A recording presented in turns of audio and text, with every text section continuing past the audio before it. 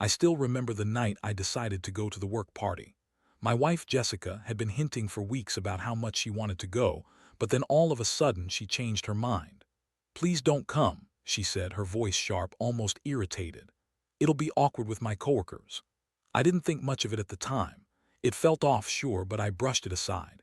Jessica and I had been married for 4 years, and while every relationship has its ups and downs, I thought we were solid. We had our usual routines, date nights that sometimes felt more like chores than anything romantic, but nothing that screamed trouble. Sure, she had been a bit more distant lately, less affectionate, maybe even distracted, but I chalked it up to work stress. After all, she had just been promoted to a managerial position, and I knew how demanding that could be. But that night, something gnawed at me. I didn't buy her excuses. I couldn't shake the feeling that I needed to see for myself what was going on at that party, despite her protests. So I went. The venue was a swanky downtown bar, all dim lights and overpriced drinks. I felt out of place right away, a fish flailing in the sea of polished suits and clinking glasses. I spotted Jessica as soon as I entered, standing with a group of her colleagues. They were laughing, animated, and there she was, throwing her head back in that distinct way that used to make my heart race. But tonight it felt different, too excessive, too carefree. I didn't want to interrupt, so I hung back, nursing a drink and trying to blend in. As I watched her, I felt that unsettling feeling grow. She was engaging with a guy I'd never seen before. His name was Mark, and they were standing a little too close, their laughter a little too loud. It stung, but I forced myself to push the unease aside for the moment. Maybe I was overthinking it. After all, it was a work party. But then I saw them. They leaned in closer, their bodies angled toward one another, and just like that, I felt a pit in my stomach. I caught fragments of their conversation, which should have been harmless, but the way she giggled at his jokes, the way she touched his arm, there was an intimacy in those gestures that I hadn't felt from her in months. I took a deep breath, trying to convince myself it was nothing. But when I saw her lean in and whisper something in his ear, I felt a crack form in the foundation of my world. Suddenly, my heart raced, and the drink in my hand felt heavier. I couldn't just stand there and watch anymore. I had to confront her. I made my way through the crowd, my mind racing with a mix of confusion and anger. I had to know what was going on. As I approached, I caught the end of what Jessica was saying. "I mean, you should just let loose sometimes. Life is too short to be serious all the time." That hit me like a brick. Who was she trying to be? Was she even aware of how it sounded? I stepped closer, my resolve hardening, and as I reached them, I said her name. The way she froze, eyes wide with surprise, told me everything I needed to know. "What are you doing here?" she blurted out, her facade cracking. "Came to see what you were up to," I said, keeping my voice steady but feeling the anger bubbling beneath the surface. "Looks like you're having a good time with Mark." She laughed nervously, glancing at Mark, who awkwardly shuffled away. "It's not what you think, we were just talking." "Just talking?" I pressed, the disbelief rising in me. "Really? Because from where I'm standing, it looks like you're enjoying yourself a little too much." Her eyes darted away as she opened her mouth to speak, but the words weren't coming. I could see her mind racing, searching for the right lies to throw at me. The scene around us blurred as I focused on her. The music, the laughter, all drowned out by the pounding in my chest. I felt betrayed, angry, and heartbreakingly confused. I wanted her to explain, to deny it, to tell me it was nothing. But in that moment I could see it in her eyes, the guilt, the fear, the realization that she had been caught. It was just the beginning, and I was about to plunge deeper into the chaos of our broken marriage. The tension hung thick in the air between us, and for a moment I could see the gears turning in Jessica's mind. She opened her mouth to speak, then closed it again, a nervous habit of hers that always drove me crazy. "You're overreacting," she finally said, her voice shaky, but the conviction was absent. "It was just a joke, we were just messing around." "Messing around?" I echoed, incredulous. "Is that what you call it?" Because it looked to me like he was getting a little more than just a friendly conversation. I felt a swirl of emotions. It was a cocktail of anger mixed with disbelief and hurt. How could she stand there, lying right to my face? I had never expected this from her, not in a million years. Our life together had been filled with memories, laughter, and countless shared dreams. And here we were on the brink of something I couldn't even comprehend. Can we just talk about this later? She pleaded, her eyes darting around, clearly worried about how others were perceiving this scene. Not here, okay. Why not? Afraid someone else might hear the truth. My heart raced as I spoke, my voice barely contained. I wasn't going to let her hide behind excuses and half-truths. You want to tell me what's really going on here? She took a step back, crossing her arms defensively. You're making this a bigger deal than it is. You have no idea how hard this job is for me right now. I shook my head in disbelief. This isn't about your job, Jess. This is about you flirting with another guy right in front of me. What else have you been hiding? Flirting. Seriously, you're going to act like a jealous husband. She shot back, her voice rising. I can't believe you're doing this here in front of my coworkers. What are you trying to prove? The crowd was starting to notice our argument, and I felt the heat rising in my cheeks. I didn't care about the audience. I cared about the woman who had just shattered my trust. What am I trying to prove? I'm trying to prove that you're not the person I thought you were. I thought we had a life together. Jessica rolled her eyes, exasperated, and I felt a fresh wave of anger wash over me. You don't understand the pressure I'm under, she cried. Maybe if you actually listened to me instead of spying on me, you'd see that. Spying, I choked out, incredulous. Is that what you think this is? I came here because you specifically told me not to come. I just wanted to know why you were being so secretive. The distress in her eyes shifted to something sharper, almost defensive. You're always so controlling. You can't just let me have my own life. Your life. You mean the life we built together? Because it sure seems like you're trying to have it without me. The words hung in the air between us, and for the first time since this confrontation began, I saw something break in her. Her bravado faltered, and for a brief moment I sensed a flicker of guilt pass across her face, but it was quickly replaced by anger again. Maybe I just want to enjoy myself for once. She snapped back, venom lacing her words. You're so focused on being the perfect husband that you don't see how suffocating it is. Suffocating, after everything we've been through. I felt the weight of her words heavy on my chest. It was like she had thrown a dagger right where it would hurt the most. She was turning this around on me now. Maybe you should have thought about that before you started flirting with Mark, I said, keeping my voice steady, though inside I felt like I was spiraling. If you need space, then maybe we should really talk about what that means for us. A flicker of panic crossed her face. I'm not cheating on you. It was a mistake. I swear. But her eyes were betraying her. I could see the cracks in her facade. I took a deep breath, feeling the anger shift to something deeper, an aching sadness. I wanted to believe her, but the trust had been shattered. A mistake. You don't just accidentally flirt with someone. It's a choice. Over and over again. In that moment, I felt a wave of clarity wash over me. I was done playing the role of the oblivious husband. I had to know the truth, and if that meant confronting the painful reality of our marriage, then so be it. Let's go home and talk about this, I said, my voice firm but my heart heavy. Now. Jessica's eyes widened, and I could see the fear of being caught, of having the truth exposed. I could feel the weight of the decision ahead of me.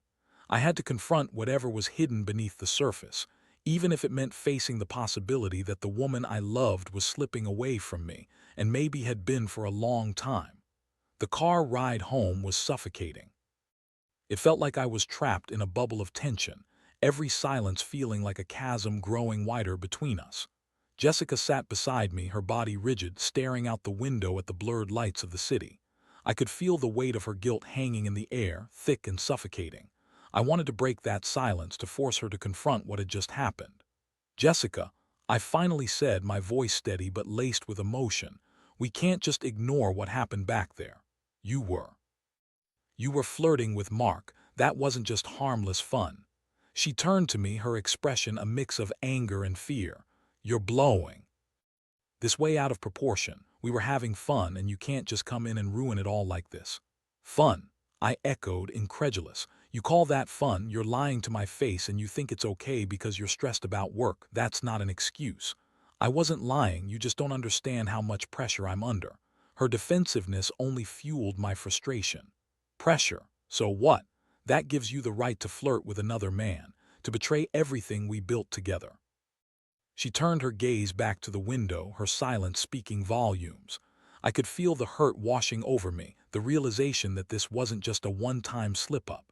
It was a symptom of something deeper, a crack in our foundation that had been festering for a while. When we finally pulled into the driveway, I felt like I was about to explode. I shut off the engine and turned to her, trying to gauge her reaction. "We need to talk about this. Now." We walked into the house, the familiar surroundings feeling foreign and cold. I led her to the living room and gestured for her to sit down. "Please, Jessica, just tell me the truth. If this is about more than just flirting, I need to know." She sat down but didn't meet my gaze. "It's complicated," she whispered, her voice barely audible. "I didn't mean for it to happen this way." "Complicated how?" I pressed, urgency creeping into my voice. "You need to be honest with me. I can't help you if you keep lying." "I wasn't lying," she snapped, finally looking at me. "I swear it was just harmless flirting. Mark's just a fun guy, someone I can laugh with at work. You don't understand how lonely it can be." "Lonely?" The word hit me like a punch to the gut. "Lonely? You're lonely in a marriage." She flinched at my words. "No, that's not what I meant. It's just, sometimes I feel like I'm drowning in expectations. I love you, but I feel like I can't breathe." My heart sank. "So instead of talking to me about it, you decide to flirt with someone else. That's how you handle it." "I know," she said, her voice breaking, "but it's not like I planned it. I just wanted to feel something again, to feel wanted." "Wanted?" I echoed, disbelief flooding my system. "You're my wife. You should feel wanted by me, not some guy at work who's clearly only interested in you because he thinks you're vulnerable." Her eyes filled with tears, and in that moment I realized she was struggling with something more profound than a simple affair. This was about insecurity, about a disconnect that had been growing between us. But how could I help her when it felt like our entire relationship was crumbling? "I didn't want it to happen," she said, her voice trembling. "I just got caught up in it. I thought it was harmless." "Harmless?" I shook my head, anger mixed with sadness. "It's not harmless if you're jeopardizing our marriage. Don't you understand? You're not just playing around, you're risking everything we've built." "I know," she shouted, throwing her hands up in frustration. "I know, and I'm sorry. I just wanted to escape for a little while." Escape? The word hung in the air like a fog, thick and heavy. Escape from what? From us? Her gaze dropped to the floor, and I sensed the weight of her admission. "Sometimes I feel like we're not the same people we were when we first got married. Everything has changed." I felt the sting of her words. "So you thought running into another man's arms was the solution?" "No, that's not what I meant." She was practically in tears now, the tension breaking. "I just wanted to feel alive again. I wanted to feel desired, confident, not just your wife." The honesty in her voice clawed at my heart. I wanted to scream, to rage against the betrayal, but deep down I understood that this was about more than just a moment of weakness. It was about a disconnect that had seeped into our lives, a lack of communication that had festered until it became this. "Jessica," I said softly, my anger melting into concern. "I want to help, but you have to be honest with me. How long has this been going on?" She took a shaky breath, tears spilling down her cheeks. "It was just a few weeks." But it felt like it was all building up for a while. I didn't realize how unhappy I was until I started flirting with him. "Weeks." My stomach twisted at the thought. "So it wasn't just one night. You've been hiding this from me." "I didn't want to hurt you," she cried, her voice breaking. "I thought I could handle it on my own, but it spiraled out of control." I felt the weight of her admission, the raw honesty. It didn't ease the betrayal, but it did plant a seed of understanding in my heart. "We need to figure this out together," I said, my voice steady despite the turmoil. "But it starts here with honesty." "I want that," she said, her voice barely above a whisper. "I want us to work. I just don't know how to get back to what we had." Neither did I, but for the first time in a long time I felt a flicker of hope. It was a long road ahead and we had a lot to untangle, but maybe, just maybe, we could find our way back to each other. The days that followed were a whirlwind of emotion. After that night, when Jessica finally opened up about her feelings, we agreed to take a step back from the chaos and really reevaluate our marriage. We were both scared but knew we couldn't just sweep this under the rug. Instead, we needed to confront the reality of our relationship head-on. We scheduled a session with a marriage counselor. It felt both terrifying and hopeful. I had never imagined we would find ourselves in this position. Walking into that office, I could feel the weight of the past few weeks pressing down on us. Jessica was quiet, her hands tightly clasped in her lap, and I could sense her anxiety mirrored in my own. During the session, the counselor asked us to share our feelings. Jessica spoke first, tears welling in her eyes. "I've been feeling lost for a while," she admitted. "I thought I could pretend everything was fine, but I wasn't happy. I started looking for validation elsewhere because I didn't feel it at home." Hearing her say those words out loud made my heart ache. I knew we hadn't been on the same page, but hearing her articulate that pain made it all the more real. "I didn't know you felt that way," I said, my voice tight. "I thought we were just going through a rough patch." "I thought so too," she replied, wiping away a tear. "But I was drowning in expectations. I felt like I had to be everything for everyone at work, at home. And it was too much." The counselor nodded, guiding the conversation. "It's important to acknowledge that feeling overwhelmed can lead to unhealthy coping mechanisms, like seeking affirmation outside the relationship. It's not just about the affair, it's about what led to it." The session helped us identify some of our deeper issues. We talked about communication, how we had both stopped really listening to each other. We discussed our routines that had grown stale and predictable, how the spark that had once ignited our relationship had dimmed over time. It wasn't just about Jessica's infidelity. It was about the distance that had crept between us, unnoticed until it was too late. After a few sessions, I could feel a change in the air. There was a new level of openness between us, a willingness to share our vulnerabilities. We had set aside time for each other, even if it was just a quiet dinner at home or a walk around the neighborhood. It wasn't easy, but we were both trying. Yet the feelings of betrayal lingered like a shadow. I struggled with trust, and even though I wanted to move forward, part of me was still trapped in that moment at the party, watching her flirt with another man. I found myself questioning everything. Was she truly committed to changing, or was it just a facade to ease her guilt? One evening after dinner, I decided to confront the nagging doubt that had settled in my mind. "Jess," I said, my voice low, "do you think you could ever really be attracted to Mark? I mean, if you hadn't been feeling so lost, would you have gone there?" She looked taken aback, her expression shifting to one of concern. "I don't know. I think I was drawn to the attention, the thrill of feeling desired, but it's not about him. It never was. It was about me feeling unfulfilled." I felt a pang in my chest. But what if that feeling returns? What if you feel lost again? "I don't want to go down that road," she said emphatically, her eyes locking onto mine. "I've learned my lesson. I almost lost you, and the thought of that terrifies me. I want to be better for us." "Then we need to keep talking about this," I said, a sense of determination creeping into my voice. "We can't let those feelings fester again. We have to be open and honest about how we're feeling." "Absolutely," she agreed, taking my hand in hers. "I want to be more than just your wife. I want us to be partners again. To support each other, to communicate better, to just be honest. I miss that." As the weeks turned into months, we worked hard to rebuild what had been broken. We tried new activities together, hiking, cooking classes, even a weekend getaway to a cabin in the woods. Each experience was both thrilling and terrifying.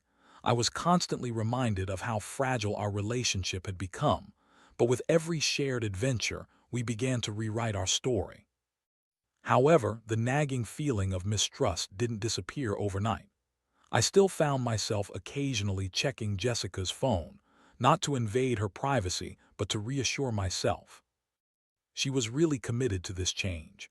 I felt guilty about it, but I couldn't shake the insecurity that had settled in my heart. One night, as we were winding down after a long day, I found myself staring at her, lost in thought. She must have sensed my unease because she turned to me, her brow furrowed. "What's on your mind?" I hesitated, weighing my words carefully. I'm trying to process everything. I want to trust you, Jess, but I still feel the weight of what happened. It's hard." She nodded, her expression softening. "I understand. I don't expect you to just forget. It's going to take time, and I'm here for that. We can work through it together, I promise." Those words, simple yet profound, were a reminder of our commitment to each other. I didn't have all the answers, and the road ahead was still uncertain, but for the first time in a long while, I felt a flicker of hope. We were in this together, and maybe, just maybe, We could find our way back to each other, stronger than before. But that vulnerability would continue to test us both, and I knew we still had mountains to climb. Would we conquer them, or would we succumb to the fears that had once driven us apart? Only time would tell. The months passed, and with each new day I could feel our bond strengthening. We had been to counseling, shared so much open dialogue, and spent time rediscovering each other. Yet the underlying scars of betrayal still lingered. They were a part of our shared history now, a shadow that followed us. One Saturday afternoon, I decided we should revisit the place where we had our first date, a cozy little cafe that had seen the beginnings of our love story. It was an attempt to rekindle those earlier feelings, to remind ourselves of what we once had. Jessica seemed excited, a glimmer of hope in her eyes as we arrived.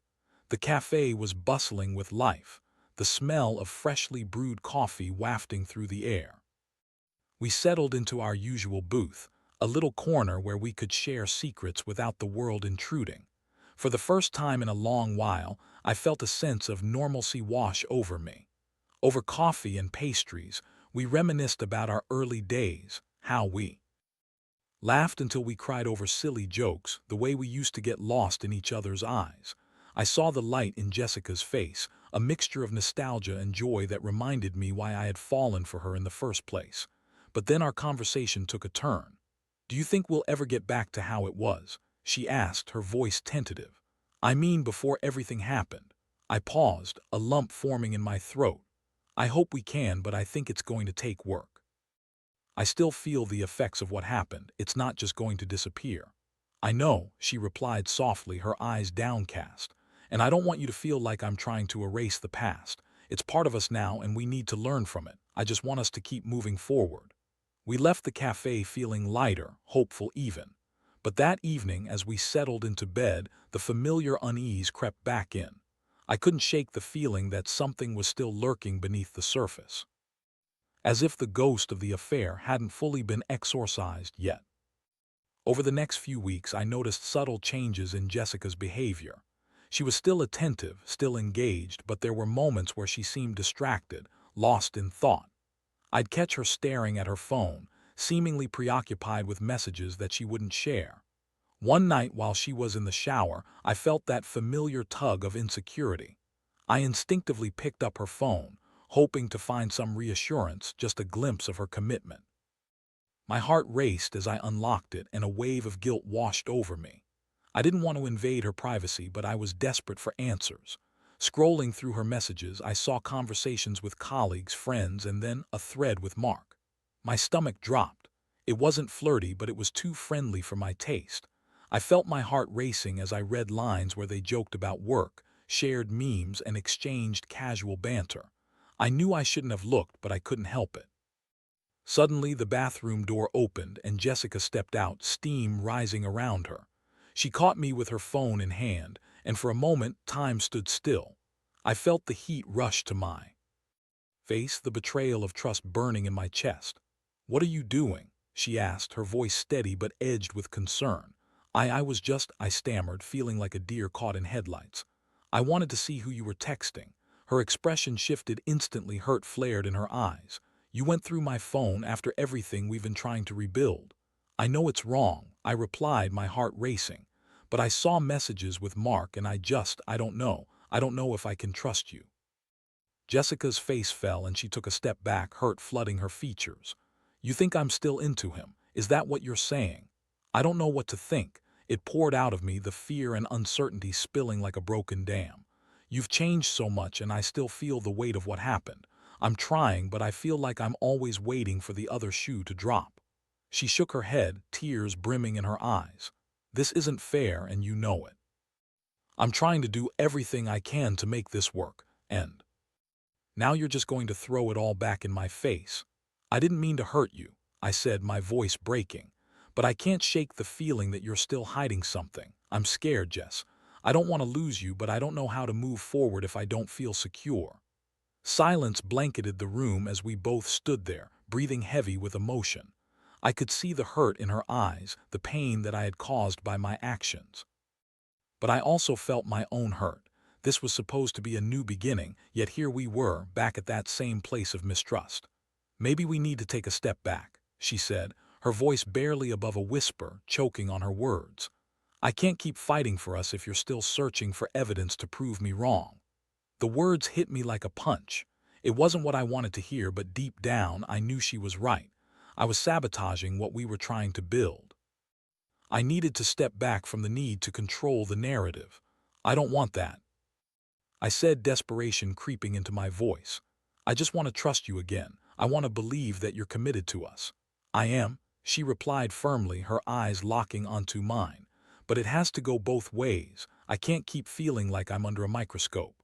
The emotions swirled between us, and I felt the weight of my choices pressing down on me. I didn't want to lose her, but I also realized I had to confront my insecurities. We both needed space to rebuild the trust that had been shattered. That night, we lay in bed with the distance palpable between us. I was scared of what the future held, but I knew the only way to heal was to let go of the past. It wouldn't be easy, but if we wanted to move forward, we had to commit to the hard work of rebuilding together, without the shadows of doubt looming over us. As I drifted off to sleep, I couldn't shake the feeling that this was a turning point for us. It was time to let go of the pain and start anew, but I also understood that the road ahead would be filled with challenges. Would we rise above them, or would we let them pull us under? The answer remained uncertain, but I had to believe that love could conquer even the deepest wounds. The days that followed that night were filled with a sense of cautious optimism. Jessica and I had agreed to give each other space, to stop the cycle of mistrust and accusations that had plagued our relationship. It was a difficult balance, navigating the fine line between healing and rebuilding, but we were both committed to trying. We kept attending our marriage counseling sessions, and each week brought us deeper insights into our individual struggles. We explored the roots of our disconnect, the reasons why we had drifted apart. I learned to communicate my fears without projecting blame, while Jessica worked on her own insecurities, focusing on her self-worth outside of our relationship. Gradually, I found myself letting go of the need to check her phone or monitor her interactions. It felt liberating, and I could see the change in how we interacted. Our conversations became more honest, more vulnerable, and I felt Jessica's warmth returning, like a blanket wrapping around me on a cold night. We started talking about our aspirations, our dreams, and the things we loved about each other. It was refreshing, a reminder of why we had fallen in love in the first place. One evening, as we were cooking dinner together, I noticed a shift in the atmosphere. Jessica was playfully chopping vegetables while I stirred the sauce, and the laughter was flowing again. It felt like the weight of the world had lifted, even if just for that moment. "Hey," she said suddenly, turning to face me, a thoughtful expression on her face. "I've been thinking about us and how far we've come. I really appreciate your patience during this whole process." "Of course," I replied, setting down the spoon. "We're in this together. I've realized that I need to trust you and that it's okay to be vulnerable with each other."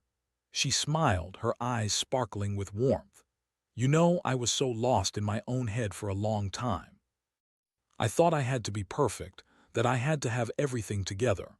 But I've learned that it's okay to be imperfect, to ask for help, and to lean on each other." Her sentiment resonated deeply with me. I had struggled with my own expectations of what it meant to be a good husband, and I realized now that this journey was about growth, together and individually. As we finished dinner, I felt a spark between us, a renewed sense of connection. We moved to the couch where we cuddled up together, watching a movie. As the credits rolled, I felt the familiar warmth of her body next to mine, and I was overwhelmed with gratitude. "Jess," I said quietly, turning to face her, "I know we're still working through things, but I want you to know that I love you. I'm committed to us no matter how long it takes to heal." Tears welled in her eyes and she nodded, her voice thick with emotion. "I love you too, and I promise I'll never take you for granted again. I don't want to lose what we have." That moment felt like a turning point. I leaned in and kissed her, feeling the weight of our struggles lift just a little more. It was an acknowledgement of our love, our commitment to each other, and a promise to continue moving forward. As weeks turned into months, we continued to work on our relationship. We made it a point to prioritize our time together, whether it was through date nights or simple evenings at home. I found myself appreciating the small things, the way she laughed, the way she lit up when talking about her passions. The pain of betrayal was still there, but it was no longer the focal point of our relationship. One day, Jessica suggested we go on a weekend trip to the beach. I was surprised at how eager I was to embrace it. The thought of being away from our routine together in a new place felt refreshing. We packed our bags and made the drive, the excitement bubbling between us. When we arrived, the sound of the waves crashing against the shore greeted us, and I felt a surge of joy. We spent our days exploring the beach, building sandcastles, and laughing at the silliness of it all. It was a reminder of the joy we had lost and the joy we were rediscovering. On the last night of our trip, we walked along the shoreline, hand in hand, the moonlight casting a glow on the water. I turned to Jessica, the salty breeze tousling her hair. "This feels like a new beginning," I said softly. "It does," she agreed, looking up at me with those familiar, soulful eyes. "I think we've finally turned a corner." It was true. We had faced our demons, confronted the pain, and emerged stronger on the other side. I felt hopeful for the first time in a long while, ready to embrace whatever came next for us. As we walked along the shore, I realized that this journey had taught me more than I could have ever anticipated. Love is not perfect. It's messy, complicated, and sometimes painful. But with open communication, honesty, and a commitment to understanding each other, it can also be incredibly beautiful. I knew that we were still a work in progress, but I was ready to face the future together, ready to embrace the love we were building anew. We would continue to learn, grow, and love together. And that was enough for me.